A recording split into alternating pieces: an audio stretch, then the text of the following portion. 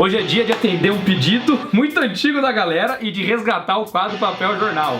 Qual é o personagem que as pessoas mais pedem pra gente falar aqui? Cara, é o seguinte, sem brincadeira, você entra no YouTube, dia sim, dia não, tinha um comentário pedindo pra gente falar de Conan.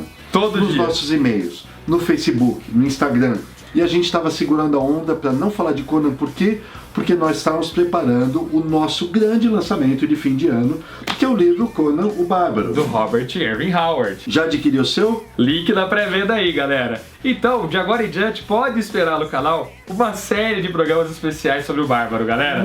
Vai ter muito Conan, porque a gente realmente quer preparar o meio de campo para você degustar desse lançamento, que é possivelmente o nosso lançamento mais espetacular. Exatamente. Então, Desse ano, com certeza absoluta, ele é. Então, no programinha de hoje, nós vamos explorar a origem da revista A Espada Selvagem de Conan.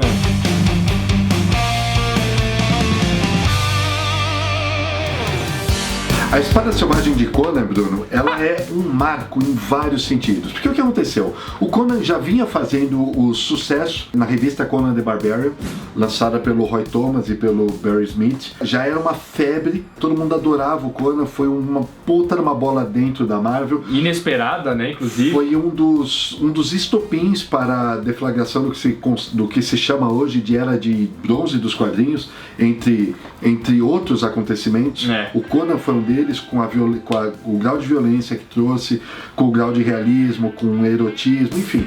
E a Marvel quis dar um passo além. Essa história nós vamos contar em detalhes em outros programas, tá, gente? A revista Conan the Barbarian a gente aborda em outro programa, exatamente. Mesmo porque a Mitos já relançou esse quadrinho, a gente podia falar dele em breve. Que é maravilhoso. Vamos falar dele em breve. Mas a Marvel, ela quis dar um passo além. Porque a Conan the Barbarian ainda estava sob a tutela lá do maldito código de ética dos quadrinhos. A égide do código do Comics Code Authority. Exato, ainda estava. E a Marvel já vinha pensando numa estratégia de tentar escapar desse código. Aí estamos falando, se eu não me engano, em 1974. Foi, 74. 74.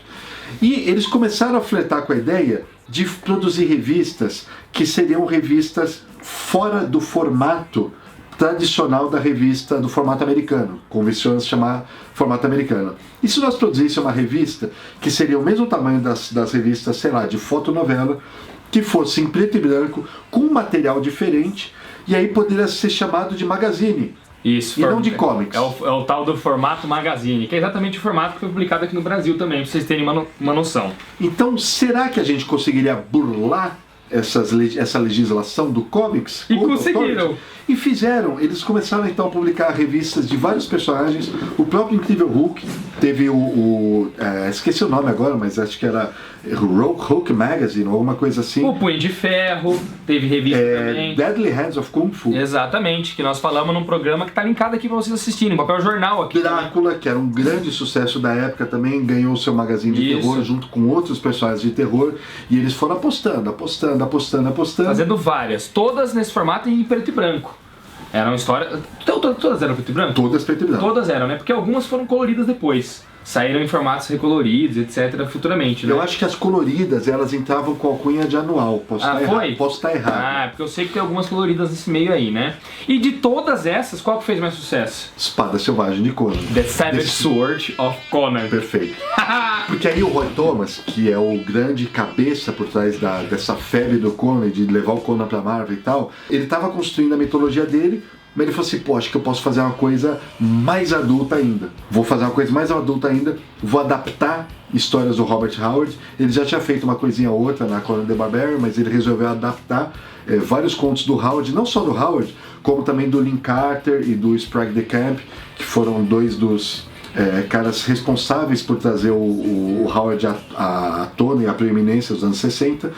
Ele começou a adaptar vários contos e, mais importante de tudo, ele trouxe para a revista quem? John Buscema. John Buscema era o cara que deveria ter entrado na Conan the Barbarian lá atrás, mas na época não deu certo, a gente conta isso no programa do Conan the Barbarian. Mas agora, já com as vendas mostrando o resultado, ele conseguiu trazer o John Buscema, que era um artista mais caro da Marvel. E foi o John Buscema o responsável por perpetuar a imagem do Bárbaro que a gente conhece até hoje, Ale. Não foi, cara? Sim. Com certeza absoluta. Total. Se o Arnold foi escolhido pra ser o Conan, é por causa do John Buscema. Exato, velho. Porra, porque o John Buscema criou um personagem muito emblemático, cara. Ele criou um monstro. Foi, cara. O Daniel tava me contando um pouco antes de você chegar que na visita que ele fez pra casa pro Esteban Maroto, do nosso Espadas e Bruxas. Quer ver a visita do Danielzinho Seu Maroto? Tem um link aí pra vocês, caso esse programa já tenha saído. Se não saiu e o card não tá aqui, espera que vai entrar. O que ele perguntou pro Maroto? Perguntou, Maroto, qual é o melhor desenhista do Conan? Quem é o cara que você mais gosta? John Buscema. John Buscema. Respondeu na lata. E ele ainda fala assim, o Danielzinho me contou também essa história, que ele nunca gostou muito do traço do Barry Windorf Smith pro Conan. Que ele achava o Conan do Barry Windorf muito esguio, muito magrinho. Exato, e que ele sempre encarou o Conan como uma máquina mesmo, um cara monstruoso de matar. Assim. O Howard, nas histórias dele, fala assim, o Conan tem, ele tem bolas, são cordões de ferro nos braços. O Howard fala, né? O Howard fala, são cordões de ferro, ele é duro que nem uma placa de mármore. Ele é um monstro, louco, né? Cara. E o Buscema entra e arregaça tudo. Inclusive as histórias da Espada Selvagem foram depois, com o tempo, responsáveis até por alavancar a venda dos próprios livros originais, né? Sim, sem sombra de dúvida. Se os livros existem até hoje, são conhecidos até hoje, é muito por causa dos quadrinhos da Marvel. Conan virou uma febre. E aí você tem uma equipe formada pelo Roy Thomas, no auge dele escrevendo, fazendo o que possivelmente é o melhor trabalho dele, na minha opinião. O John Buscema fazendo o que também, pra mim, é o melhor trabalho dele. E assessorado com a arte final do Ernie Chan e do Alfredo Alcala, que são dois monstros. E detalhe, essas revistas Magazine, elas também se destacavam por um outro motivo, além do formato e da falta de censura. Pelos capistas, meus queridos. Todas as capas eram artes pintadas de ilustradores, os melhores do mercado, velho. Noren, Boris Vallejo, Joy Jusco, só fera, cara. Meu amigo, só fera. Só fera. Nossa senhora. E isso, gente, isso se destacava nas bancas de jornal aqui do Brasil e lá dos Estados Unidos também, né? Sim. Mas vamos passar pro Brasil, então, Ali, de como isso veio pra cá? Brasil. Vamos lá. A revista Espada Selvagem de Conan, ela já veio no esteio do sucesso do primeiro e do segundo filme. O primeiro filme é de 82 e o segundo é de 84. E aí, o Conan já era publicado, saiu em Heróis da TV, saiu em Editoras Marvel e tal. E a editora Abril decidiu lançar a revista solo dele. A Espada Selvagem de Conan, que é a primeira edição, embora esta seja a republicação... essa é da minha coleção, a tua deve ser a original, né? Sim, é a original. Porque fez tanto sucesso a revista que depois ela foi relançada, né? E foi relançada, não foi só a primeira edição. Não, vários números, mais de 50 números foram relançados. Isso porque tinha uma tiragem monstruosa, hein? Nós vamos falar disso já. Tudo bem. A gente fala disso. A revista Espada Selvagem de Conan não obedeceu aqui no Brasil a ordem da gringa. Tanto que a edição número 1, que traz a história Espectros do Castelo Rubro, não foi seguindo a ordem. Não é a primeira The Savage Sword of Conan de lá. Isso. Nem as capas eram a ordem. Se você se você vê a primeira capa de lá da gringa, não é igual a nossa daqui. Mesmo porque você falou que a Abril já publicava Conan, mas nada da Espada Selvagem. Nada da Espada Selvagem. Só publicava do Conan the Barbarian. Exatamente. Lá de fora, nas revistas que você mencionou, né? A segunda é desenho do Barry Smith, que também não saiu na Espada Selvagem. O conteúdo da revista. Pode crer, do Barry Smith. E preto e branco, hein, Ale? Preto e branco. A Cidadela dos Condenados é uma das histórias mais famosas do Barry Smith, do Conan junto com a Valéria. A primeira, Savage Sword of Conan, é essa daqui, ó. Essa capa aí. Que saiu na edição 3 da nossa Espada Selvagem, que é justamente uma adaptação de uma história do Howard, que vai estar no nosso livro, que aqui foi chamada de A Libertação de Tugra Khotun. E aí, a partir daí, a Abril veio fazendo uma baita de uma lambança, não publicando nada da ordem. Vira e mexe entrava coisa da Conan the Barbarian e de outras revistas dentro da Espada Selvagem de Conan. E os nossos leitores aqui, muita gente na época nem tinha conhecimento disso, né? O que era, o que não era, o que entrava e o que não entrava. Ela foi pulando várias histórias. Isso daí foi arrumado lá pra frente, quando a Mitos começou a lançar, com vários textos editoriais, tentando seguir uma ordem um pouquinho melhor e tal. Eu acredito que na coleção nova que esteja saindo pela Salvat, eles publiquem tudo na ordem. Na ordem original. Eu acredito, a coleção não chegou na nossa mão ainda, por isso que a gente não falou sobre isso. Mas eu tô só esperando que essa coleção chegue para saber se vai vir na ordem certinha. Eu acredito que sim. Apesar de que não tem necessidade de você ler em uma ordem certinha, porque o próprio Roy Thomas, uma das ideias dele para a revista era seguir a proposta do Howard. Exato, a proposta dele, que era a ordem aleatória das aventuras do Conan. O Conan nunca teve ordem cronológica em suas histórias. Uma hora ele era rei, depois ele voltava a ser guerreiro, ladrão, pirata, assim por diante. E o Roy Thomas fez isso, foi fazendo nesse esqueminha. Depois ele teve que fazer vários textos editoriais no futuro, quando perguntavam pra ele qual é a ordem e tal, e aí ele foi fazendo a ordem, na etc. Conan Saga, se eu não me engano, na revista Conan Saga, ele começou a colocar numa ordem cronológica. Exatamente. Até porque ele foi inserindo um monte de elementos dentro da cronologia. Aí eu falei assim, onde é que se encaixa isso daqui? Aí os fãs começaram a perguntar pra ele. Aí ele foi dando uma ordenzinha, que foi com base nessa ordem que o Roy Thomas falou, que a Mitos lançou aquele Conan o Libertador. Que o Conan o Libertador é uma história certinha que mostra a trajetória dele até virar rei, né? Mais ou menos com base nisso daí. Então, como lá fora já era bagunçado nesse sentido, aqui no Brasil também acredito que não fazia muita diferença pros leitores. E nós leitores da época, a gente nem sabia. Nem sabia. Exato. Nem sabia. E não tinha continuação entre uma revista e outra, né? Você podia pegar a número 8 de cara e começar a ler, né, Lê? Sim.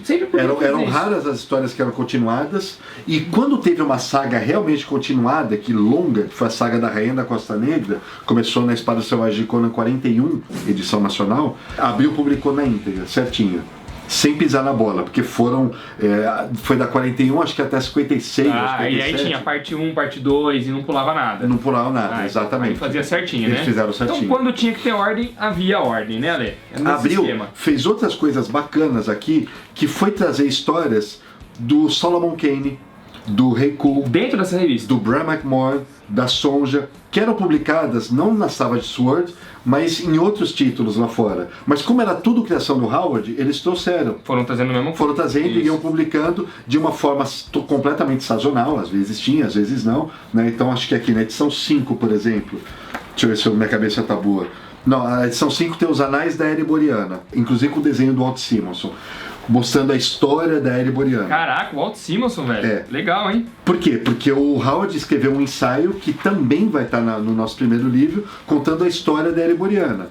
E o Roy Thomas adaptou isso. Aqui na edição 2 tem o poema Ciméria, que também vai estar na nossa... É o poema que o Roy Thomas decidiu pegar inteiro do Howard e ilustrar. Com arte do Barry Smith. A gente também traduziu esse poema. Aqui, ó, por exemplo, na edição 9 tem uma história do Solomon Kane, que eu acabei de falar.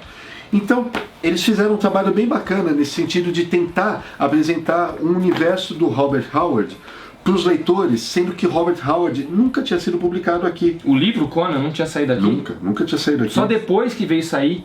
Nossa, Lê, caraca! E, gente, nós estamos falando de uma revista... A Espada Selvagem de Conan acabou se tornando a revista em quadrinhos que mais vendia da editora Abril, cara. Chegou um ponto em que Espada Selvagem de Conan vendia mais que Homem-Aranha. Vendia mais que Superman e Batman, vocês têm uma noção disso. Era muito grande. Muito gigante.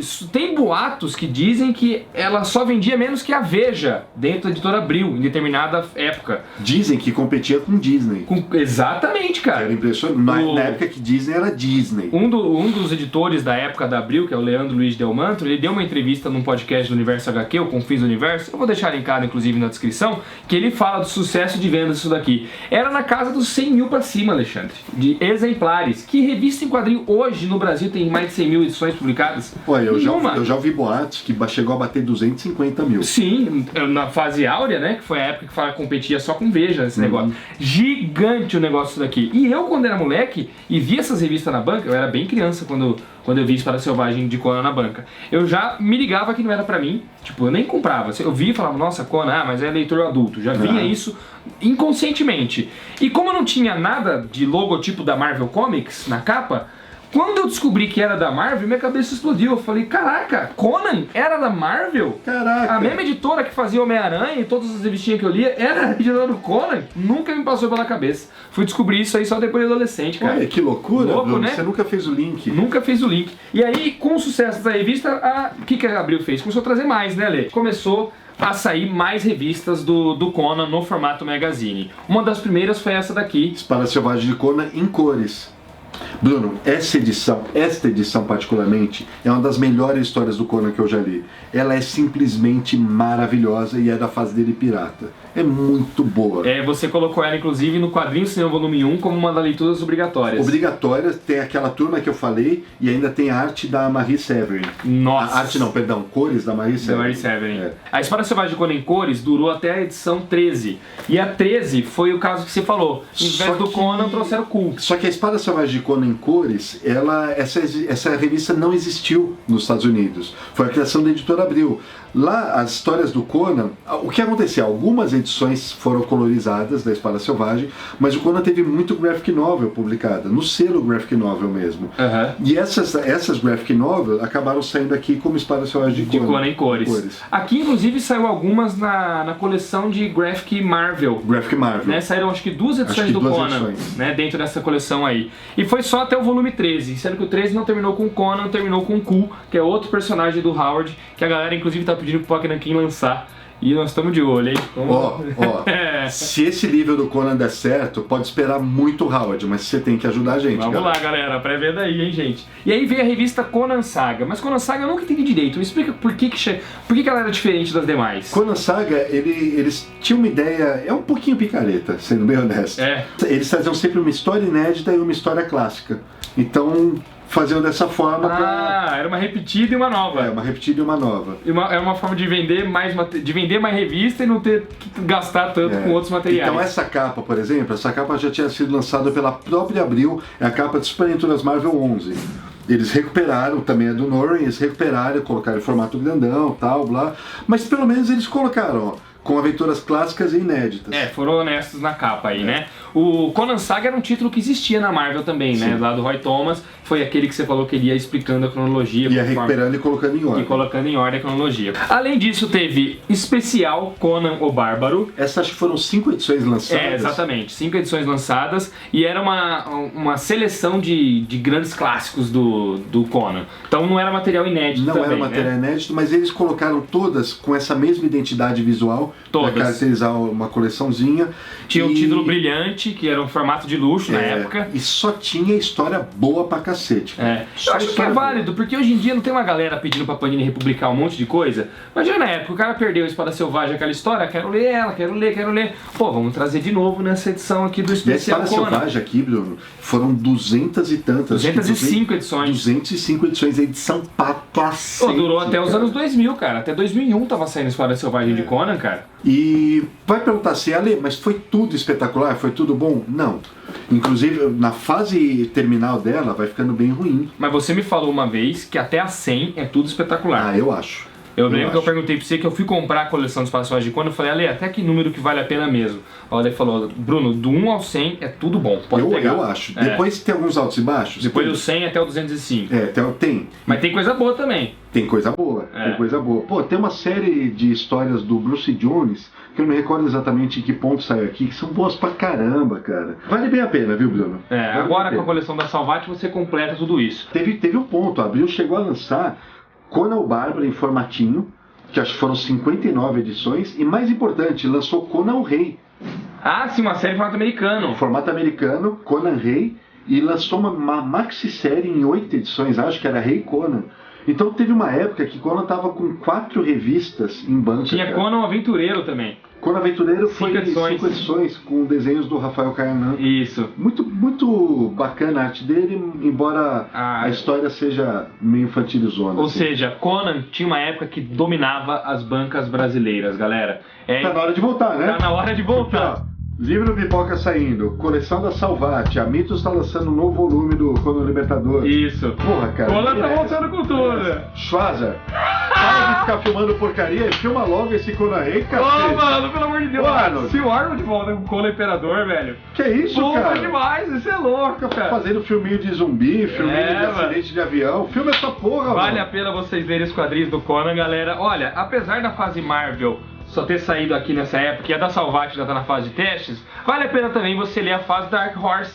depois que a Marvel perdeu os direitos, foi pra Dark Horse publicou muita coisa, reiniciou a cronologia toda, com Kurt Busiek, e a Mitos lançou. Nós vamos deixar listado na descrição vários encadenados da Mitos que valem a pena você pegar, além do Conan o Libertador, tá certo, galera? Então é isso aí, mano, que vem agora o nosso livraço do Robert Howard, e estejam preparados para um monte de vídeo foda sobre o personagem aqui no canal. Vamos até lá, Conan. O Ale vai fazer um vlog, que ele já me falou.